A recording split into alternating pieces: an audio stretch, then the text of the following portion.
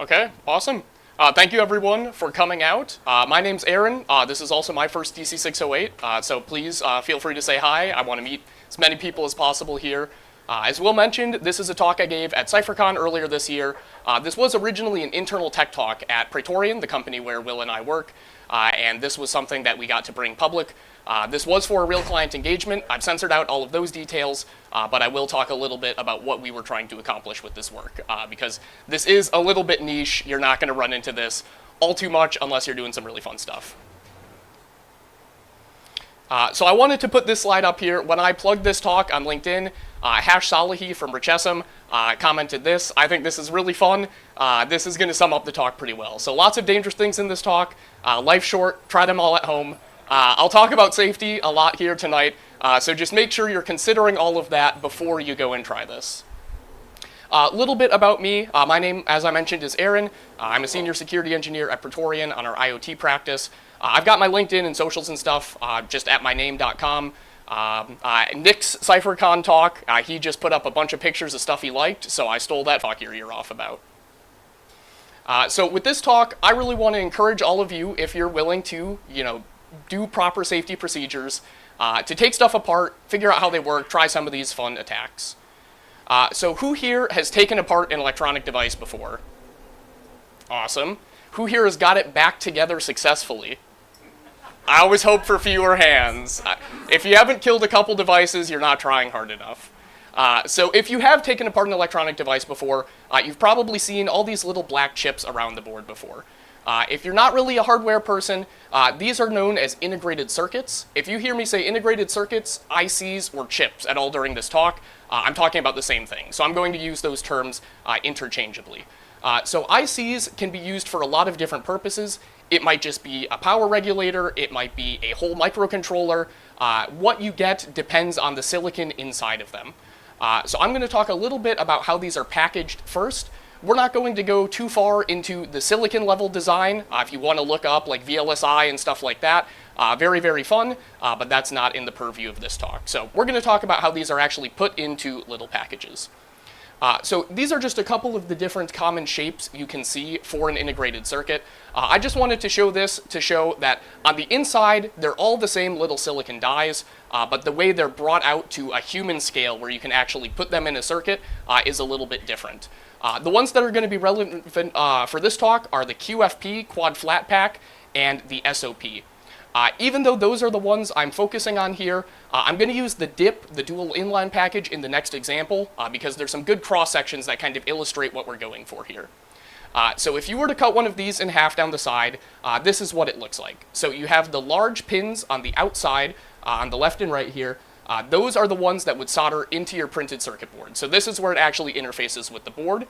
But on the inside, you have some tiny little bond wires that go and connect. What we're trying to do is we're trying to remove all of that black epoxy packaging to get down to the silicon die without harming the chip or those bond wires. Those bond wires are going to be critical later. They are very, very small, and the acid likes to attack those as well. So we have to figure out how we can get the epoxy out without dissolving those or just otherwise breaking them. If we do this successfully, it looks something like this for this LQFP64 microcontroller. So we can see we have the package dissolved down. We can see that shiny silicon die inside.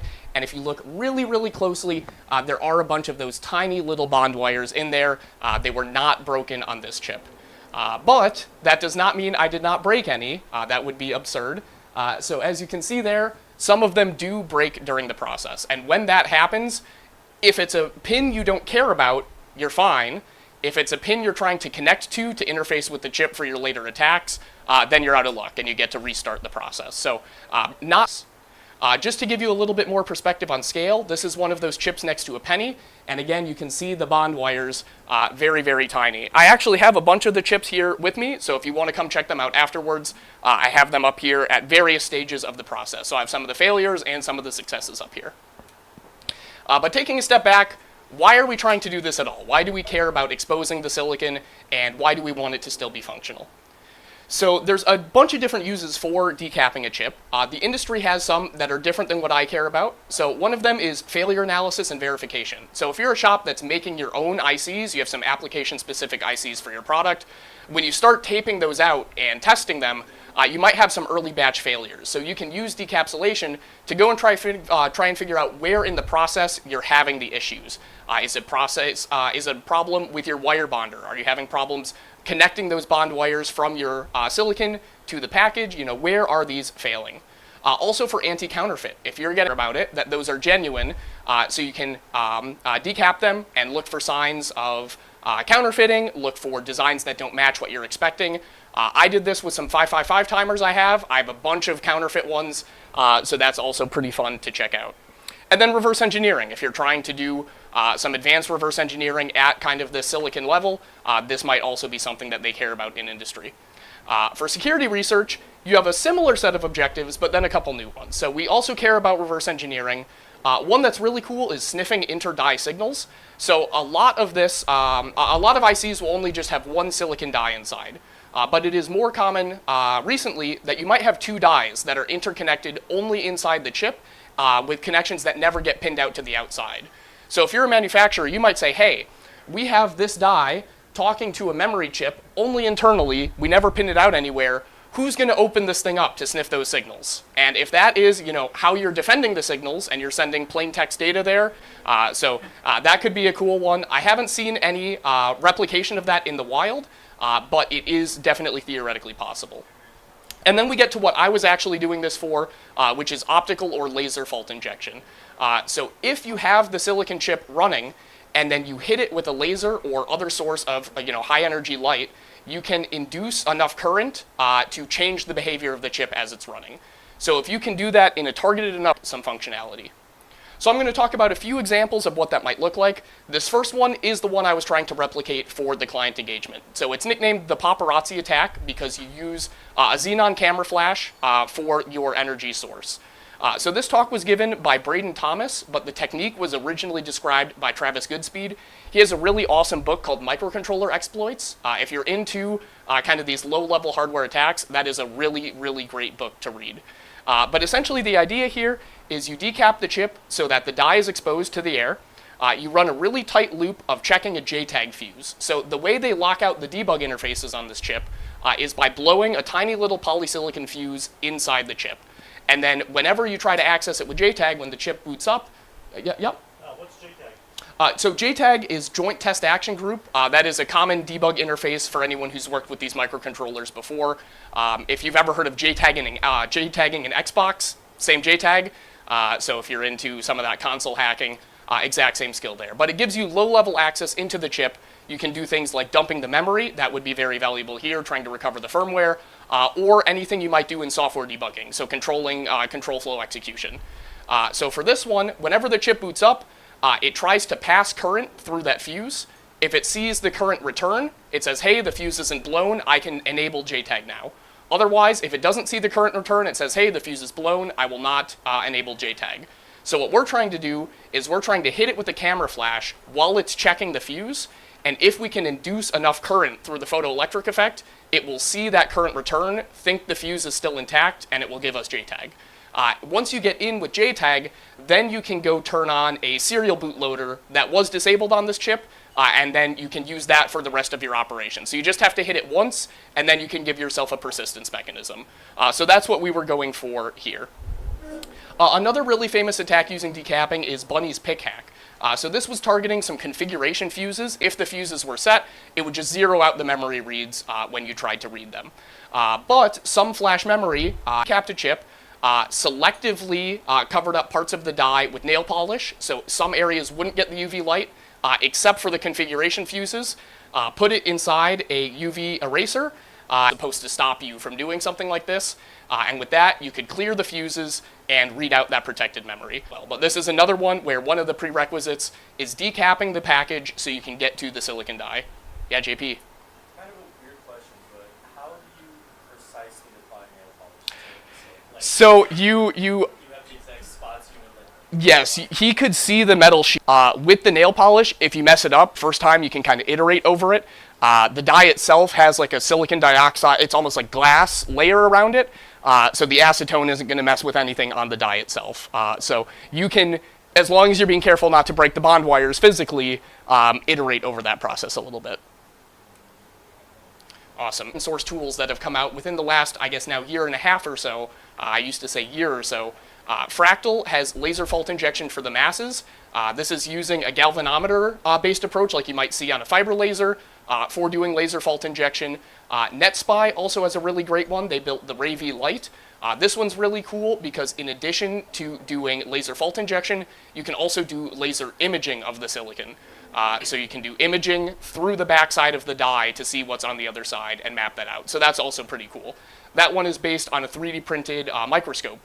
So that is really cool as well. So with these, you decap it a little differently. For these attacks, the laser you're using is silicon is transparent to that wavelength. So the laser can come through the back. So instead of doing the decapping on the sensitive side with all the tiny bond wires, you can do it on the back, where there's usually a big metal plate on the back. You get down to the plate, peel it off, and then shoot the lasers through the silicon. So slightly different decapping method, but if you ever did have a case where you needed to do topside decapping, the approach I'm going to describe in this talk would still work for you just the same.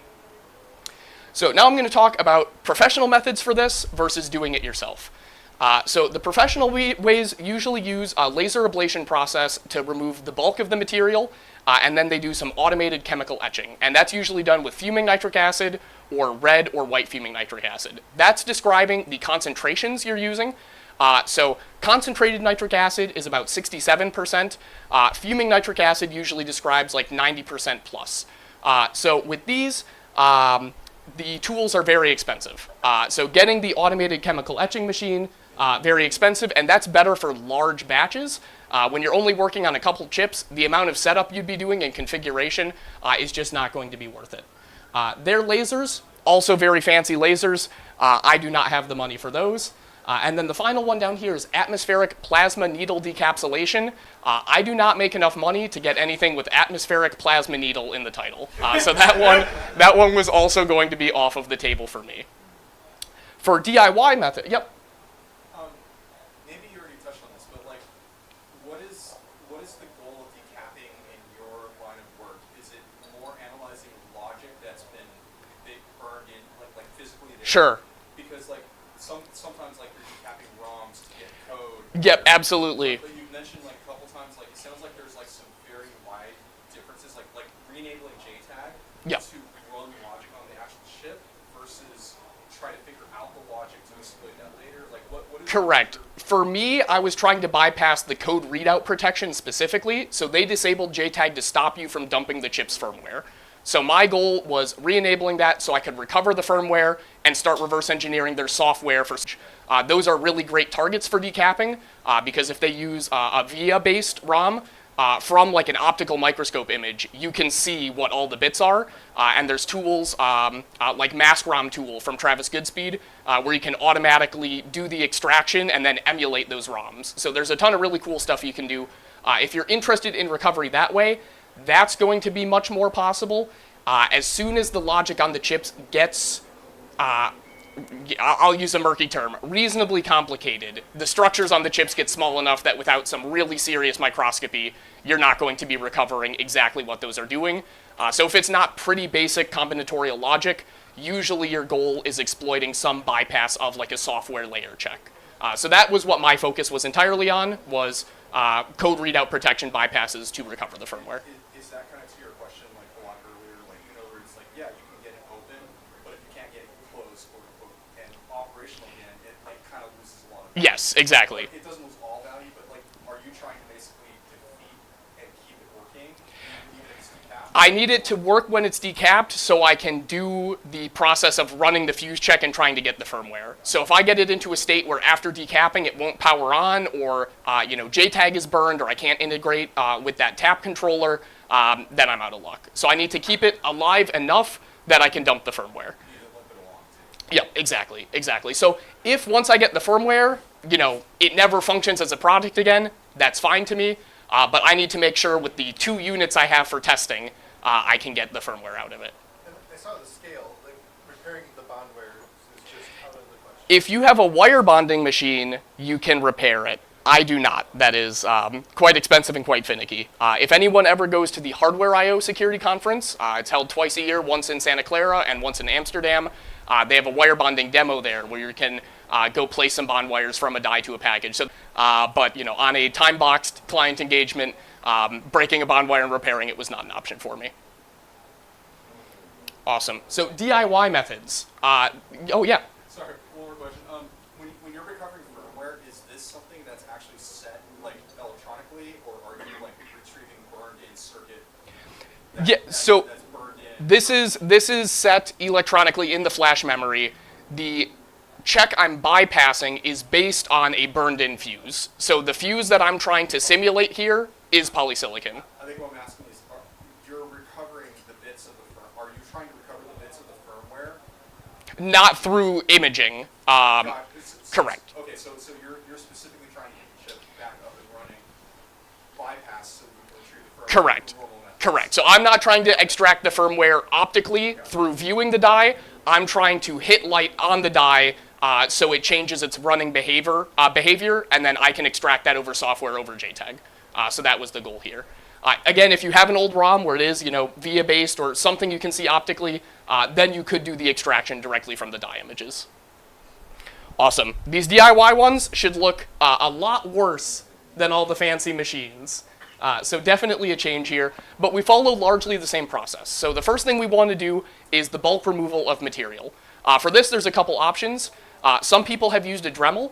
If you're doing something on like the dip packages where they're a little bit bigger, maybe that's viable. Even still, I don't have the steadiest hands, definitely not a surgeon, so that was not going to work for me. That's pretty thin, so I was not going to be taking a Dremel to that.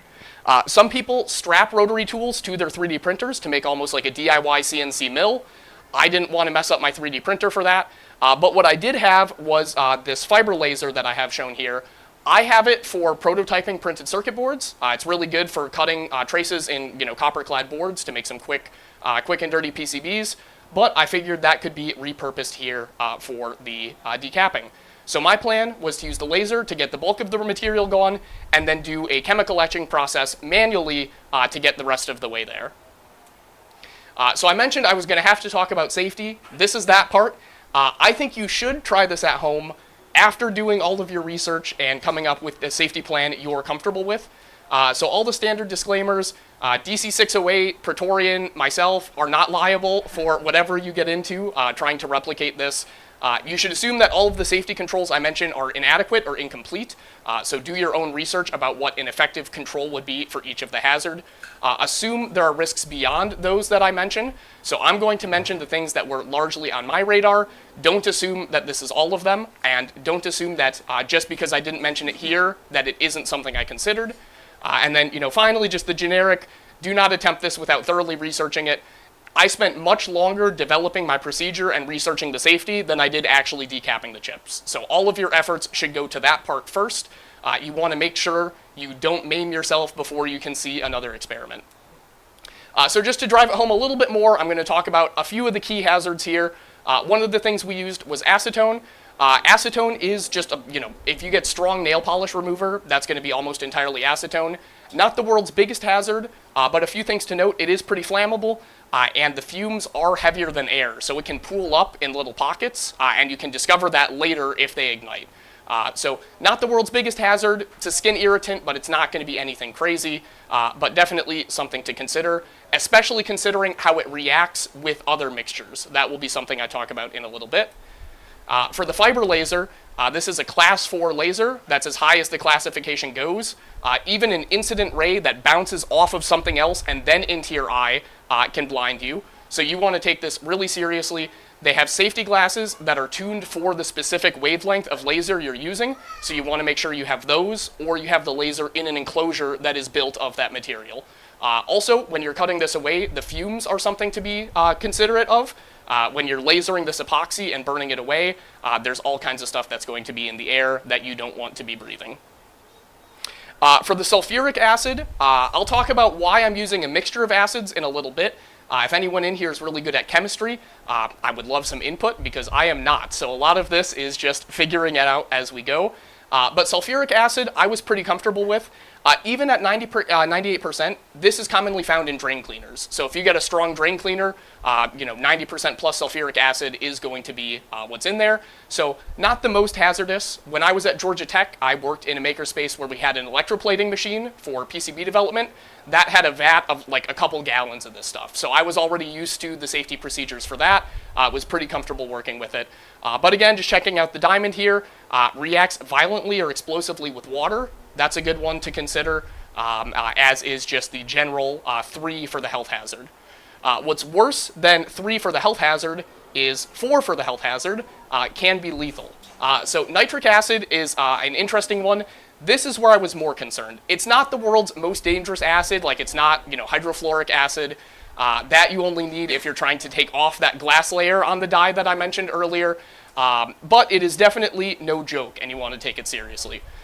So with nitric acid, there's kind of 2 categories you want to think very differently. There's separate safety data sheets for nitric acid based on the concentration. If you have fuming nitric acid, so 90% plus, if you drip that on like nitrile gloves like you might have in a normal lab environment, they will catch on fire just from the acid coming into contact with the glove. So unless you want burning rubber on your hands, you want to make sure you know that reaction happens ahead of time so you don't think, oh, I'm safe from the acid, I'm wearing my gloves. So for that, you need to find gloves that don't react with nitric acid. There's some Viton rubber, butyl rubber gloves. Those are what I had. But one problem there is those get really tacky if they're exposed to acetone, which we're also using. So there's some trade-offs you want there. But one consensus here is that if all you have is the latex or nitrile gloves, you are better to do this barehanded. So that is something to consider. You don't want the melted, burning rubber on your skin. That's going to be worse than having the acid burn and washing it off really quickly. Super corrosive. It's an oxidizer. Nitric acid is used as an oxidizer in some rocket fuels. So this will make things burn faster as well. One thing to note as well is we're mixing the sulfuric acid and the nitric acid. When you have those mixed together, they react violently with organic compounds like acetone. So in the quantities we're using here, that's actually going to be okay because it's so small. But again, that's something you want to consider. You should know how everything you're working with is going to react with everything else around you. So with the safety procedures in place, we were ready to rumble in the backyard and get some funny looks from the neighbors. So just to highlight a few of the things here, I have the acid-resistant smock on. I have those Viton butyl rubber gloves. The respirator is one I want to cover here. So I have the pink cartridges. Those are the gas cartridges, and a full face mask to stop any splashing. But the fumes from nitric acid, the nitrogen dioxide and the dinitrogen tetroxide, those cannot be passively filtered. The only way to have a kind of respirator system keep you safe from those fumes is having a whole scuba tank set up on. You need to have your own air supply. So you cannot passively filter that. So I'm wearing this mask to filter out the sulfuric acid fumes and any like weird byproduct reaction fumes. But for those nitrogen oxide fumes, those are not able to be filtered. If you consult the data sheet for the nitric acid, you'll find that it says do this in a fume hood or outside. So I did it outside and in a makeshift fume hood. I didn't think outside was sufficient because if you guys have ever been around, it's always following you and it's always finding right where with noxious fumes that will dissolve your lungs from the. So I did not have any incidents. I had a nosy neighbor come over. He said that he knows I was not making meth, but he wanted to hear me say it. And when I gave this talk internally at Praetorian, I was called Heisenberg for a few weeks. So no shortage of joking there. The acids, I'll talk about a little loophole that I used there, but this is something that is possible. So I want to talk about some research and prior works. Basically, I did not originally go out to build my own methodology for this. I tried some of the popular ones that are out there, and yes, there are popular and unpopular ones. What happened to your neighbors? That is a great question. Both of my neighbors moved within about 2 months of this happening. Unrelated reasons, but it is true that after seeing this in the backyard, I might be driving down home values in the area. But yeah, so there are some popular methods that were out there. I tried both of them, and they didn't work for a variety of reasons. So I went iterating, trying to combine elements from the two of them to find a process that worked for me. So that was kind of what spawned this talk, was sharing the methodology that worked for me. So the two methods that mine is most closely derived from is this first one from Duo Security. They did an invasive analysis for retrieving microcontroller firmware. They also built a DIY fume hood, but they actually ran theirs from a basement. I didn't have that much confidence in my DIY fume hood. And then the other one is from JC Dev. This one is super in-depth, really, really great. Almost got all of the way there. The problem I had is using that method, I was killing all my bond wires pretty consistently. I'll talk about the acid mixing a little bit later, but he remarked that he didn't see any difference whether he mixed the acids or not. When I was looking at his test images, I found that his bond wires looked like they were gold bond wires. Two of the most common metal types for those bond wires are gold and copper. The gold is much more resistant to the acid etchant than the copper. Mine are definitively copper bond wires. So I figured that was why his method was not working for me. He got lucky that all the chips he was using were gold, but for me, I needed to adapt it a little bit. Can you tell that ahead of time? You can tell ahead of time, depending on the chip. So if it's one that is like a widely available, publicly sold chip, you can go on the manufacturer websites, and they'll usually have to give some environmental impact statement that will have some material composition. So judging from that, you can usually determine it. Some of them, like the MSP430 microcontrollers, can also just tell you. One other good heuristic, if you can't find out for sure, things that are kind of automotive spec chips or more like aerospace spec chips are more likely to have the gold bond wires than the copper. But if you have to randomly guess, I would say a lot of them are copper, at least from my experience. So for this JC Dev one, this was actually the first resource I landed on. This is kind of one of the most definitive DIY decapping methods out there. It was a very similar one to my end approach, but I had some very gonna have to go to the laser. He used a 1-to-1 mix of nitric and sulfuric acid. Again, he didn't find it made a difference. I found that it made a huge difference, and I'll talk about that in a little bit, and why we're mixing the acids. And then he was heating up to 100 Celsius, which is basically the boiling point for the etchant mixture. I found that was just way too aggressive. For the Duo blog, this one solved a few of the problems. So they were using a Dremel on a 3D printer. That was the picture from earlier. Again, I already figured out I'd use the laser, so that was a difference. They used a 2-to-1 ratio of the acids, so that solved one of my problems. But they were doing this under no heat, and I found that the reactions were stalling as they went away. So as I was trying to do this, that epoxy, as it dissolved, it would form this thick sludge that got stuck on the chip, and I just could not get rid of it without damaging the bond wires. So I knew I needed to be more aggressive than this method, but not quite as aggressive as the JC Dev method. Yep. You mentioned a couple times that you didn't want to involve your 3D printer. Is that Yeah. just because it was a hassle, or you didn't have confidence? Because I would question the precision of being able to get the layers accurately and not Yep. just bodge the chip.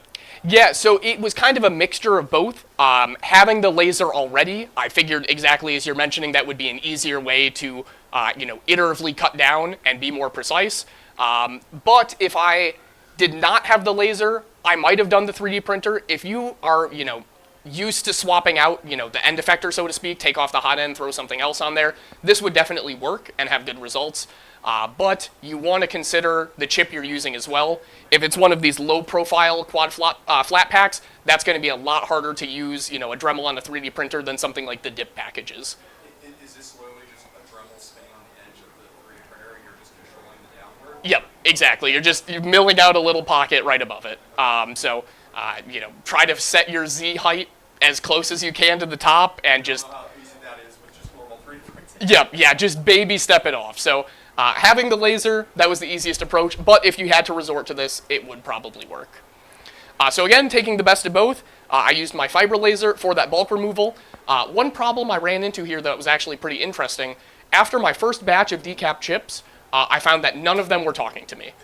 So I was like, the bond wires look good. What part of the process could be killing these? So I took it all the way back to the start. I did the lasering of the pocket, and then I tried to talk to it right away. Before ever pulling out the acid, they were already dead. So even without the die being visible or the bond wires being visible yet, I still found that I was killing that chip before even getting to the acid. So with that, I reduced how deep I was lasering, and I resorted to more chemical etching. So you want to find the sweet spot of removing as much as you can without killing the chip prematurely, but not having to do so much with the acid that you risk killing the bond wires. Was it, do you think it was the heat, like it was the building up heat and something hit the chip thermally, or was it actually like photons getting through and destroying like? I am not sure. I just wanted to get a theory, yeah. Yep, I think it could plausibly be either of those. I do not know how I would begin to investigate, which one of those it is. I had the same question. Okay, awesome. Yep, so it was just entirely experimental. Just decrease my step size until they reliably talk to me. Just didn't know if like more gaps between passes, the laser to let it cool off could get you better results. Gotcha. That would like separate the thermal off from the photon pass through it. Sure. The incident emission, the passes were really quick, so I'm not sure how much heat would be generated there, but that would be interesting to go look at. Yeah, fiber lasers are weird. Well, I'm assuming it's a pulse laser too, right? So this one, yeah. Millisecond or nano or? I would have to get back to you on that. I do not know the exact specs for this one. Good enough. Awesome. Thanks. Cool. So I lowered the heat as well, and then I used the ultrasonic acetone washing method from JCJCDev. So these methods differed in how they were extracting that dissolved epoxy. So the duo method, they were using syringes. So what they would have you do is submerge the chip in acetone and use a syringe to spray a stream of acetone in the liquid at the chip to dislodge some of the material that way. I actually broke a few bond wires that way, just from the fluid pressure. That's how fragile these are. So that wasn't working very well for me. And then, as I mentioned, I was having it where I could not get the sludge out. So it was either not strong enough to get the sludge out, or I was still breaking bond wires when it was. One thing JCJCDev did is he had an ultrasonic cleaner like you might have for jewelry or cleaning flux off of a circuit board. He filled that up with acetone and used that for the removal, and that worked great for me. So I brought that in as well. So for my methodology, I've highlighted and underlined, again, the key changes between those two previous ones. So I was using that laser process for the bulk removal, and then a mix of those two methods for the chemical etching part. So the first thing I did was laser all the way through just to see where the die was situated and how big it was, so I could drill the most precise pocket possible. So having a sacrificial chip for that helped here. You can see there's some of those lines inside. So that's why we can't laser all the way through. We would just absolutely destroy that die. It would never talk to us. As I mentioned, I was killing it without even seeing it yet. So going all the way onto it is definitely going to cook it. So once I had the pocket size figured out, this is a different chip here, but you should be able to see that is 3D, that is a square cut into the top of that epoxy before doing the laser etching. Here's another picture to motivate why not etch all the way. So this was a 555 timer. Again, you can see this torch silver blob. That is just the die being ruined. So from the pictures at the beginning, it's really shiny and reflective when you have it done correctly. That silicon reflects light in all kinds of fun ways. So if you're not seeing that, you've done too much. So I mentioned getting the acids was also something to be considered. So for the 98% sulfuric, again, you could get that as drain cleaner, or you can get that pretty easy from the lab supply stores. For the nitric acid, this one is a little bit harder to get. With this one, the vendor I purchased from, they're supposed to do like commercial address verification. If you have an LLC registered at your home address, you are in the database for a business, so they will send it to a residential address. Fun fact, I didn't tell you that. But I did have the semiconductor grade 70% nitric acid sent to my house. This is pretty controlled, especially if you try to buy the fuming nitric acid directly. The niter in nitric acid and nitroglycerin, that's the same. So this can be used for manufacturing explosives. So this is something they do keep an eye on, especially at those very high concentrations. So getting any higher than 70% was going to be very expensive and very difficult for my time frame. You can make this yourself. So there is a distillation you can do. I'll talk about that a little bit later. So if you want to use the fuming nitric acid, you can make that yourself if you don't want to buy it. But for this engagement, I was basically constrained to using the 70%, and I liked that the acid wouldn't set gloves on fire. So that was another perk of using this one. Yeah, JP. Was it expensive to ship hazardous materials? It was. The shipping, the hazmat shipping for the nitric acid was more expensive than the acid itself. Definitely expensive to ship it. What this doesn't show is that bottle is like that big. It's like quadruple packed in there. There's stuff in each layer to absorb any spills.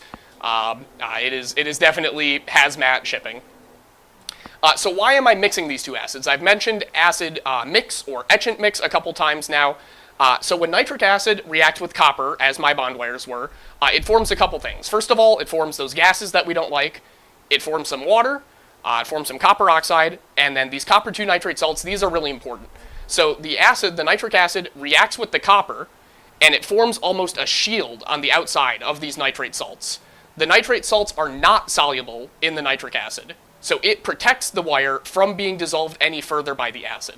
The problem, the salts are soluble in water, so when you have 70% nitric acid instead of 90-something%, you have more water there to dissolve the salts, and it's just a repeating process. So the salts form, protect it for a little bit until more forms a new layer of salts, but if you go enough, you're still going to dissolve those bond wires, which is, again, detrimental to what we're trying to do here. So when you mix it with the sulfuric acid of a very high concentration, this acts as a drying agent. I mentioned earlier, I am not a chemist. I did Chem 101 in college. That's about what we got. I know the order you're supposed to add acids to each other to not have it, flash boil and splash acid at you. If you don't know that order, go look it up before you do this, because we are mixing acids and there is a correct order to do it. But this sulfuric acid acts as a drying agent, ties up some of that water, and slows down that process of dissolving these salts. So that's why we're mixing it. If you go too high on the mixture, you're not going to have enough of that nitric acid to get through the epoxy. The sulfuric acid won't work alone. So you need to have enough of the nitric acid in there that we can get down to the dye in as few passes as possible, but not so much nitric acid in there that there's enough water to be causing this reaction to break down. For the fume hood setup, this was pretty easy. Again, DIY fume hood here. I would not trust this alone, but this and being outside was good enough for me. I did test this fume hood, just burning a little piece of paper outside and seeing where all the smoke went, seeing if there were any pockets where it pooled up. It looked good enough again for my use, and the quantity of fumes I was dealing with here was so low that this was definitely overkill. One person I'll talk about later, I'll reference his talk. He just does this in his garage with a really strong box fan. So this was sufficient. Yeah. With those chemicals being oxidizers, were you all at all concerned about using wood as your box? So for the wood as the box, I will talk about where I was actually doing the bulk of the reactions. So the only time it would contact the wood is through a drip. And with the amounts I was using, I was not worried about the quantity. I did have, a hose nearby if there was some type of fire. But when I was mixing these up, I was only mixing as much as I needed at a time, and then returning the bottles, the storage bottles, back to their, secure storage. So the most amount of etchant I ever had in the fume hood at a time was like 5 milliliters. Even if that all burned up at once, I was not worried about kind of that quantity there. So again, work in safe quantities, and a lot of your risks get minimized pretty quickly. Building your own fume hood, did you do like caulking and stuff like that? Because the materials in the building of something like this. Yep. Or is that part of the risk? That is part of the risk. If you want to build, even fume hoods you would buy to outfit a chem laboratory usually aren't fully resisted to these acid fumes. And they're very specialized for the type. Correct. They're all specifically PTFE, and the ducts are different, and you have to have a scrubbing system for the ducts. They get complex pretty quickly.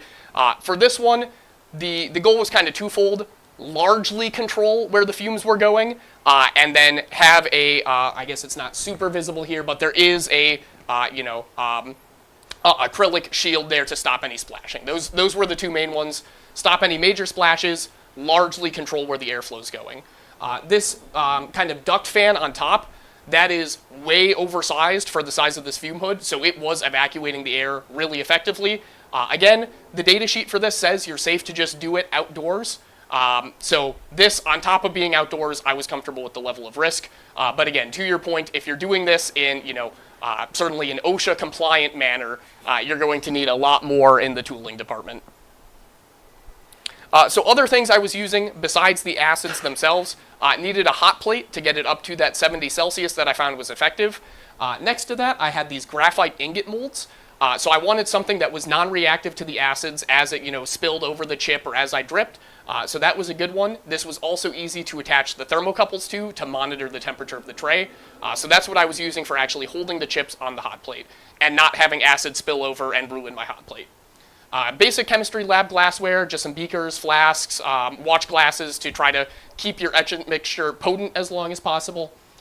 For the tweezers, I didn't want to mess up my nice tweezers here, so I got some cheap, disposable plastic ones for this specifically.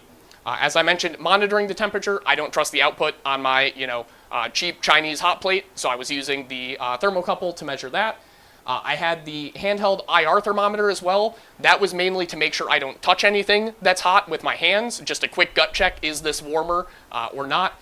The air duster, this was to help dry off any of the residual acetone from the rinsing process before I went back to another acid cycle. Because again, that acetone reacts with the etchant mixture pretty aggressively, so I wanted to make sure it was pretty dry before continuing on. And then the ultrasonic cleaner itself. For this, what you should do for the ultrasonic cleaner is not fill it all the way up with acetone. Remember, acetone is flammable, and unless you trust the heating element in this thing a lot, that seems like a recipe for problems. A better way to do this would be fill up the ultrasonic cleaner with water, and then hold a little beaker of acetone with your chip in it into there. A lot of those vibrations will still transfer in. You'll get a lot of that same ultrasonic effect without just having a big vat of acetone in a scary heater. But I was just doing acetone right in it, and it was fine. Your mileage may vary. The vat of acetone. Yep. Yep. This talk would have a different title if it went any differently. How I scalded myself with burning acetone. So for the procedure here, first one, review your safety plan. Of course, put on your PPE. It's a good idea to let someone know that you're doing this. Especially if you were to splash yourself with acid, God forbid you get it in your eyes. That's not something you would be able to seek aid yourself for. So if you have someone around knows you're doing this, that's always a good idea.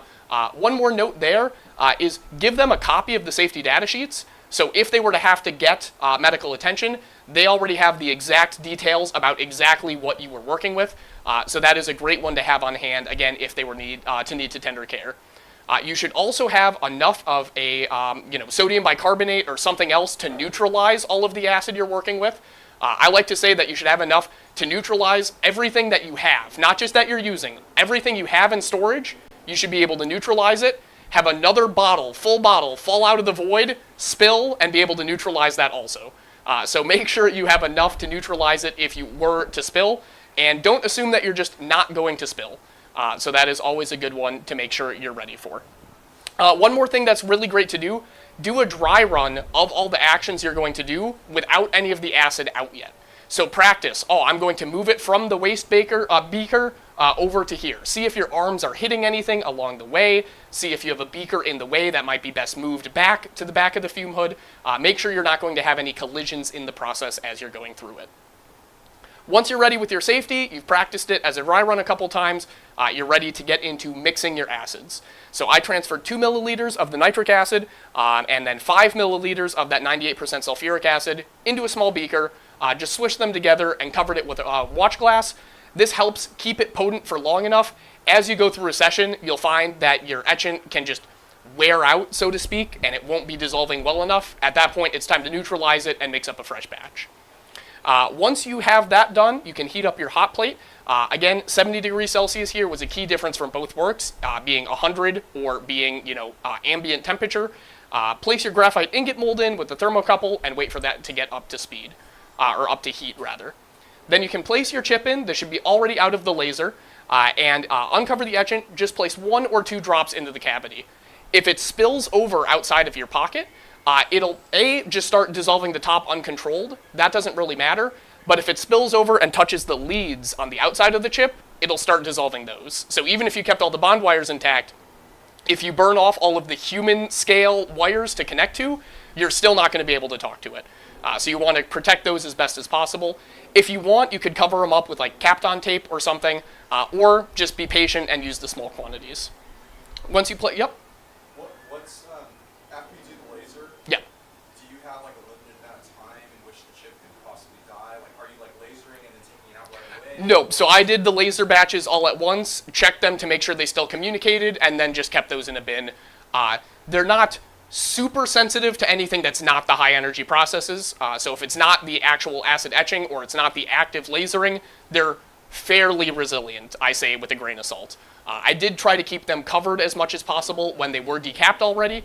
As I'll talk about later, I killed some of these that were functional, but I'll get there. But they're not super fragile, especially not after the lasering step. Awesome. So then, it takes about 3 to 5 minutes for that reaction to occur. You'll see it slow down, the bubbles kind of stop. Once it seems like it is slowing down pretty considerably, then you remove it and you bring it over to that acetone wash bath. So again, you probably should do this in a beaker of acetone in the water in the ultrasonic. I did it right into the ultrasonic. Added the chip to the acetone, not the other way around. And then I swirled it around all kinds of different angles, brought it in and out, kept it at the surface of the ultrasonic cleaner. If it is visible at this step, then you will take it and rinse it again. And then when you're finally done, you're happy with how much has been removed, you do a quick rinse with distilled water, dry it off, and you are good to go. So this is an iterative process. You want to go through it a couple times. But the first big milestone is hitting the bond wires. So this is what that looks like. So you can see we've expanded way beyond our original square pocket. So again, this is not super precision. I'll talk about some methods later for directing that better. But in this case, it just goes everywhere on the top of the chip. You just, again, want to make sure it doesn't spill over the sides.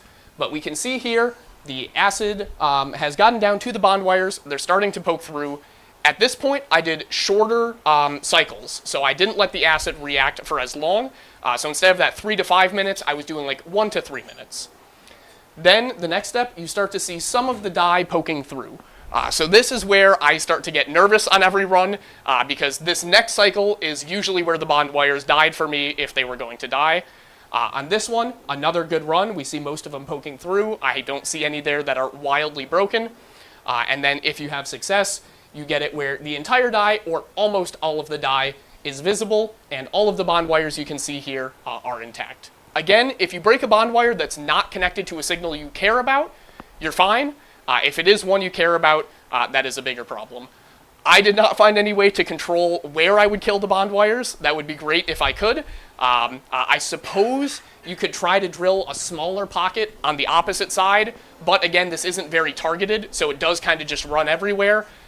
So it is probably hard to control with this method.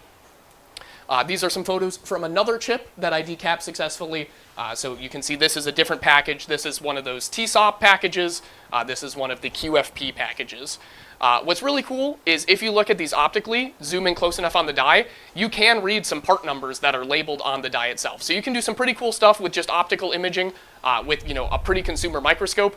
If you want to get really crazy, I'll mention a talk a little bit later that uses a 3D printed microscope to do some much more detailed imaging. So that is pretty cool as well. When these bond wires are breaking, Yeah. are they breaking like in the center of the wire, or are they like coming off the package, or like? I saw all the balls where they're actually mounting. Did you ever try to repair anything? Because like it's one thing if it's like a generic Atmel or something like that that you Yeah. can like easily replace or practice on, but if it's like a 102, like you were saying, Correct. Like, you're gonna be able to repair. Yep, so this device was using an off-the-shelf part, so that's what I was using for all of my practice here. So this is an MSP 430 F149, or it's a 147, but it's the same chip as the 149. They just bin it based on how much of the flash survived the manufacturing process. So if you look at the die here, it is over down here. It actually says 149 AE, but this is just a 147. The one I was actually doing for the product was an MSP 430 F2272. So those, I bought a bunch of them, enabled the same JTAG lock, and was practicing bypassing it first. So I was trying to get the methodology dialed in before moving to the client parts. What we ultimately found was that we didn't get the process repeatable enough to, kill a client machine for no reason. So we basically determined that, the level of effort for an attacker was within the risks they were concerned about. How long between the start and the finish of this project? How long did that take you? Okay, this was a 3.5-week client engagement, so this is a lot deeper than you would usually go on a client engagement. Basically, this chip, or this product, had very, very minimal. That was not a concern here. There was the JTAG. That was a big concern, but they had it locked. So I validated that the JTAG lockout was in place. And then they had a serial bootloader. The BSL comes on these TI chips. BSL, any version newer than this one, had a timing side channel you could abuse. Any version prior to this one, you could use voltage fault injection to either of those attacks. So on this one, we basically determined there was no way to get to the firmware without doing this advanced attack. So at that point, I made that determination very early on in the engagement. We already had the time binned. They were interested in seeing if it could be done, so I got to go dive into it. This is not something we would usually be offering unless we happened to run into a bunch of extra time, or it was something they specifically asked for. But if it was something they specifically asked for, chances are I would have a little bit more robust lab than DIYing it in the backyard. So this was definitely an edge case for the work we do. So all of you can also go from 0 to this in 3 weeks. Yeah. And that kind of gets to a question I was wondering. You've got a time box. Yep.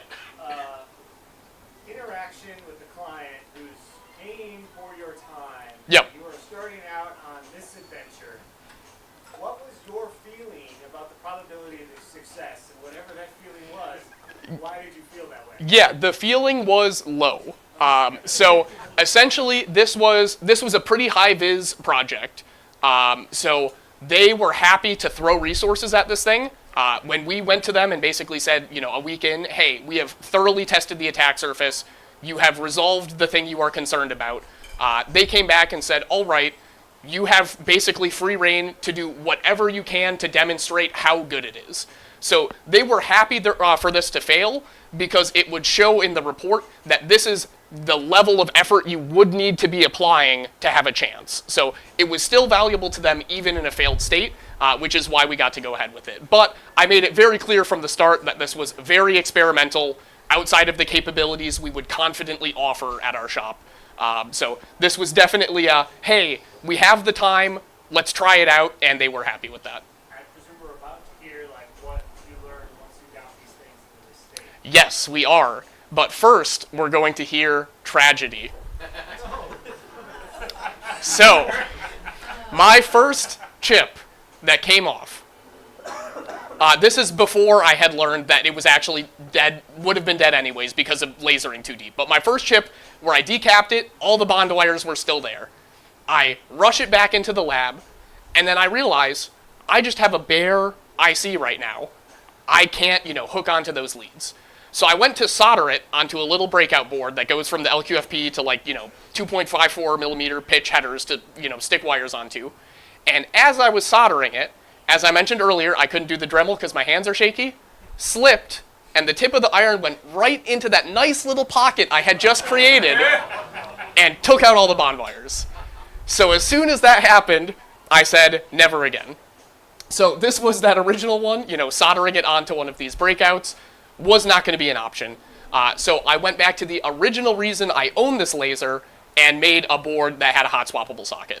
So I called this the butterfly board because I thought the traces kind of looked like a butterfly. I have that up here if anyone wants to check it out later. But the idea here, the chip decapped, I have it covered with cardboard. You press down, and that opens up some little spring arms on the inside that will then clamp back down. So you just press down, take your chip, drop it in, let go, it's electrically connected. So that was much easier and much harder to kill chips accidentally. So that was the little detour. Again, this is what that looked like. I have it here. If you're interested in making PCBs at home, there's a YouTuber, Stephen Hawes. He makes the Lumen pick and place machine, if you're familiar with that. He has a YouTube video showing his process for prototyping PCBs. It's almost exactly what I do if I'm doing my full process. So that's a great resource to check out. So after the tragedy, I went back out, tried a couple times, got some more chips decapped, and now I tried to talk to them. And it did exactly what I was hoping. So when I indexed it, it gave me its identifier. Hex 89 is what I was expecting for the chip.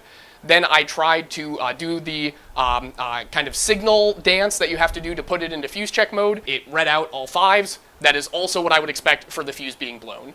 I did decap some chips without the fuse mode being set. It read that it was unprotected. I was able to go through, dump the memory, check all that, then burn it as well. So that process worked as well. that showed me that the part of the chip I was targeting was fully functional here. So this is where I went into trying that paparazzi attack. So running that fuse check operation in a really tight loop and hitting it with the camera flash. What I found here is that I would get faults, just not the ones I wanted. So when I was trying to read out the data here, I was reading a section of the memory that I knew would be constant for any MSP microcontroller. So I was looking for that specific pattern. I was getting all kinds of random reads. I would have iterated on this more, except there was another problem, which is that about 1 in 7 attempts of the camera flash, I would see a huge current spike going into the chip, and it would never wake up again.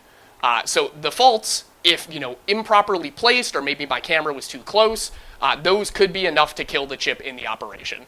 And when that means you have to go out and decap a whole nother chip, that time explodes pretty quickly. So there's a lot of ideas for future work here on making this more repeatable, figuring out which specific section of the die this stuff is on and masking off the others, using a laser instead of a camera flash, using variable intensity for the camera flash, having the camera flash in a fixed position instead of me holding it, all great things that would help here, but that was the issue I was running into during the engagement. And again, time-boxed, short engagement. It took enough time to get to this point that this was definitely where we ran out of time. So some future works here. What are some things you could try differently? I've referenced a future talk multiple times in this presentation. This is the one. This is the guy who made his own fuming nitric acid. This is the guy who did it in his garage with a box fan. All of those, same guy. So he gave this talk at Hardware I/O last year, and it's a really, really excellent talk. So it goes through the whole process of making your own nitric acid, fuming nitric acid through the distillation. He had a really clever solution for directing the acid. So he took little PVC plastic end caps that you would have for plumbing, put them on the lathe and made them a little cup with a targeted shape at the end. So he could control the size of this hole, and then he would have a Viton gasket. So the same material as those rubber gloves I talked about. He would stick one of those on the end, clamp it onto the board or onto the chip directly, and he would just pour the fuming nitric acid in, and it was just pour it in pretty well. You just have to be working with the fuming nitric acid instead of the weaker stuff. So if that's something you're willing to do, it works great.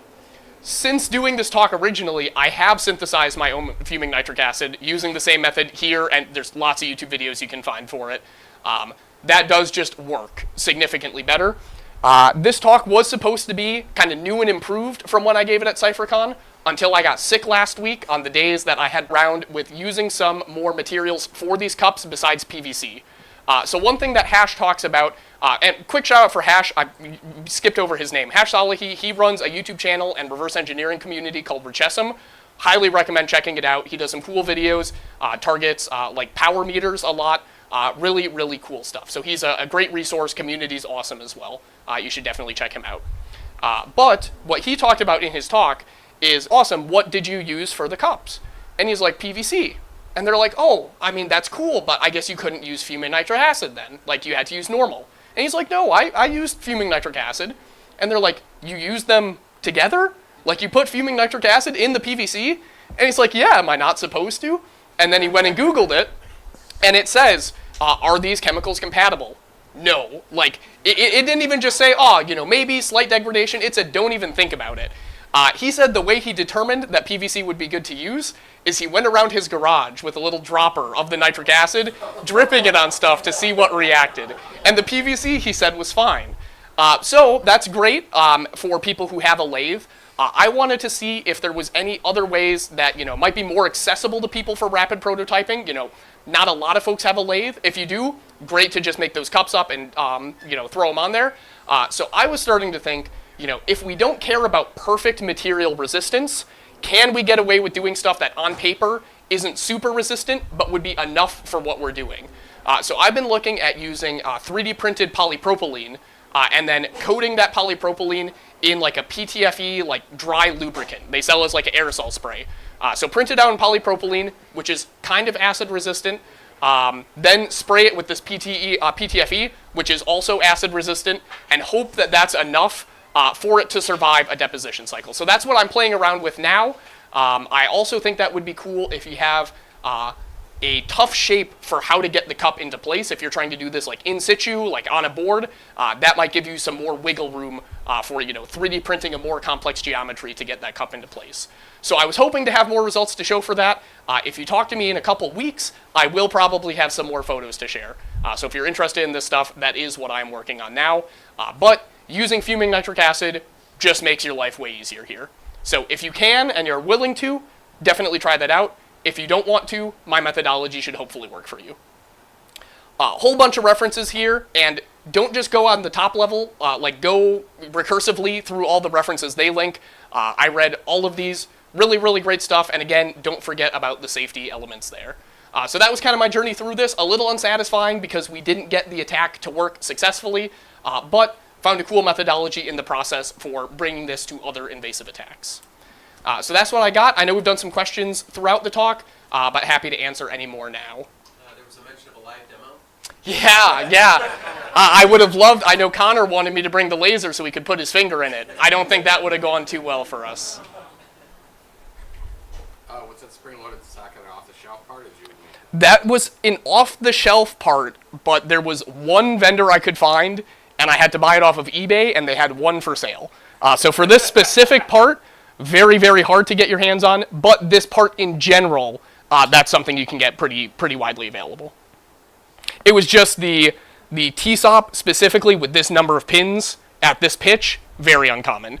Almost any other package you would regularly see for a microcontroller, like any of these LQFP ones, you can get those super easily.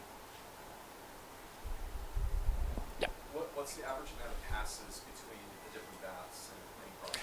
Yeah, I would say the whole process through, most of mine took about 5 passes. So it was somewhere in the neighborhood of 25 minutes per decap chip. One thing that's interesting is I did consult a shop to see if they could do this for me. They were only promising a 50% yield rate on the chips I supplied, and for 10 chips, it would have been on the order of like thousands of dollars. So that is another motivation for me doing it myself. By the end, on my final batch of decapping for the engagement, I shot 7 out of 10 chips, so higher than the promised yield at significantly passes. How quickly do you clean these off? Once you determine that you've done enough decapping, what's the clean time before the acid starts eating away more than you want it to? Yeah. And what does that look like?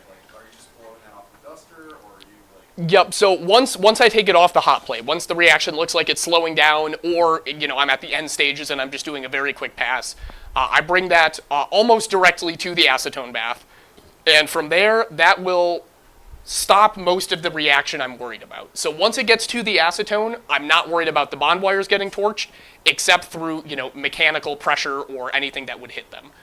So once I make that pass, I can slow down a little bit. It's not as high stakes. From there, again, drying it off, rinse and water if I'm at the very end. Those also don't want to leave the water in there for too long, so dry that off pretty quickly. But the really critical pass is from the hot plate where the acid etchant was mixing to the acetone bath. And with the acid mixture, I should mention, it gives you decent windows to work on. So usually, I would say usually I wasn't too worried about timing it or moving with a ton of speed. I was definitely focused more on not dripping or spilling than I was on moving quickly. Yeah. What was the tricky part for doing the acid etching? Was it the amount of acid? Was it the location? What was the art there? Yeah, the art was definitely the ratio. That's where I played the most. 1 to 2 drops was mostly a function of not spilling over the sides. The temperature was another area I experimented, but basically I just, dropped down, not halfway, but roughly halfway, right? I figured 100 is too high, ambient is too low, stick it somewhere in there. But definitely the ratio is what I played around with the most. So that 2.5 to 1, that worked really well for me. But that is where I would say, experiment if you're, not seeing enough reaction or if you're cooking all the bond wires off. And I have a few chips up here if anyone wants to check them out where all the bond wires are gone. So I definitely went too far in that direction several times. Fuming nitric acid versus regular. You said that nitric acid makes the copper salts, basically make the Yeah. oxidative types. What's fuming nitric acid? I mean, what's the difference in the chemistry of that? Right. that So it's all about the concentration. Right. So it will form the same salts. It's got the same reactants in the process. The thing about the fuming nitric acid, it's 90% plus nitric acid, so there's much less water. So there's much less water to break down those salts that are protecting the wires, whereas in the 70% nitric acid, 30% of what you're applying is water that causes those protective salts to break. Oh, gotcha. Yeah, okay. So it's all about the faster, non-acid. Not because it's a stronger acid that's faster. It's faster because it doesn't damage the bond wires. Correct. That I was thinking like you were saying it was so much faster and easier, and I was Yep. trying to think. I know it's a little stronger, but it didn't seem like the difference. Correct. Yeah, it is definitely faster from that end. It will eat through the packaging faster, but that is not your main benefit. Your main benefit is you can leave it on there. You can use more at once because it's not dissolving the bond wires as aggressively. Yep, exactly. That is definitely the key for using that versus others. Awesome. Anything else? Awesome. I appreciate the involved crowd. This was a lot more fun than just yapping at CypherCon.